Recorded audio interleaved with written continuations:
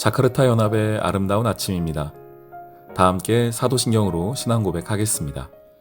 전능하사 천지를 만드신 하나님 아버지를 내가 믿사오며 그 외아들 우리 주 예수 그리스도를 믿사오니 이는 성령으로 잉태하사 동정녀 마리아에게 나시고 본디오 빌라도에게 고난을 받으사 십자가에 못 박혀 죽으시고 장사한 지 사흘 만에 죽은 자 가운데서 다시 살아나시며 하늘에 오르사 전능하신 하나님 우편에 앉아 계시다가 저리로서 산자와 죽은 자를 심판하러 오시리라.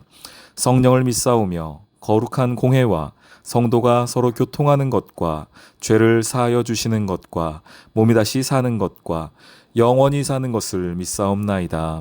아멘. 열나흘째 되는 날 밤에 우리가 아드리아 바다에서 이리저리 쫓겨가다가 자정쯤 되어 사공들이 어느 육지에 가까워지는 줄로 짐작하고 물을 재어보니 20길이 되고 조금 가다가 다시 재니 15길이라. 암초에 걸릴까 하여 고물로 단 넷을 내리고 날이 새기를 고대하니라.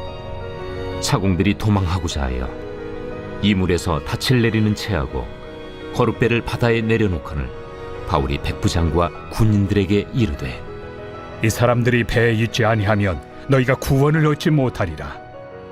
이에 군인들이 거룻줄을 끊어 떼어버리니라. 날이 새어가매 바울이 여러 사람에게 음식 먹기를 권하여 이르되 너희가 기다리고 기다리며 먹지 못하고 줄인 지가 오늘까지 열나흘인즉 음식 먹기를 권하노니 이것이 너희의 구원을 위하는 것이요 너희 중 머리카락 하나도 잃을 자가 없으리라. 떡을 가져다가 모든 사람 앞에서 하나님께 축사하고 떼어 먹기를 시작하매 그들도 다 안심하고 받아 먹으니 배에 있는 우리의 수는 전부 276명이더라. 배부르게 먹고 밀을 바다에 버려 배를 가볍게 하였더니 날이 새매 어느 땅인지 알지 못하나 경사진 해안으로 된 항만이 눈에 띄거늘 배를 거기에 들여다 댈 수 있는가 의논한 후 닻을 끊어 바다에 버리는 동시에 키를 풀어 늦추고 돛을 달고 바람에 맞추어 해안을 향하여 들어가다가 두 물이 합하여 흐르는 곳을 만나 배를 걸매 이 물은 부딪혀 움직일 수 없이 붙고 고물은 큰 물결에 깨어져 가니 군인들은 죄수가 헤엄쳐서 도망할까 하여 그들을 죽이는 것이 좋다 하였으나 백부장이 바울을 구원하려 하여 그들의 뜻을 막고 헤엄칠 줄 아는 사람들을 명하여 물에 뛰어내려 먼저 육지에 나가게 하고 그 남은 사람들은 널조각 혹은 배 물건에 의지하여 나가게 하니 마침내 사람들이 다 상륙하여 구조되니라. 제28장. 우리가 구조된 후에 안즉 그 섬은 멜리데라 하더라. 비가 오고 날이 차매 원주민들이 우리에게 특별한 동정을 하여 불을 피워 우리를 다 영접하더라. 바울이 나무 한 묶음을 거두어 불에 넣으니 뜨거움으로 말미암아 독사가 나와 그 손을 물고 있는지라.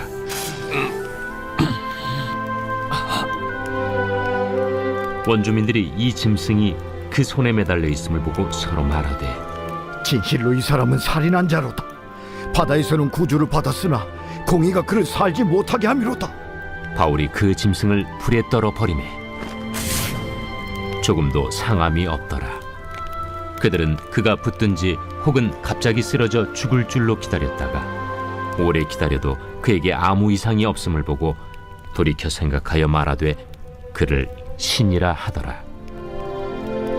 이 섬에서 가장 높은 사람 보블리오라 하는 이가 그 근처에 토지가 있는지라.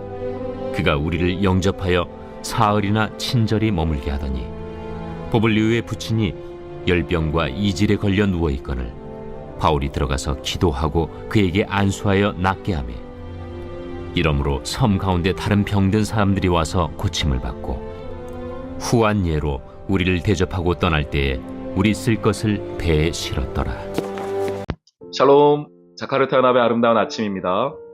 로마로 향하던 바울과 바울 일행이 지중해에 불는 유라굴로라고 하는 그 어려운 태풍 때문에, 큰 태풍 때문에 어려움을 겪다가 겨우겨우 한 섬에 도착하였습니다.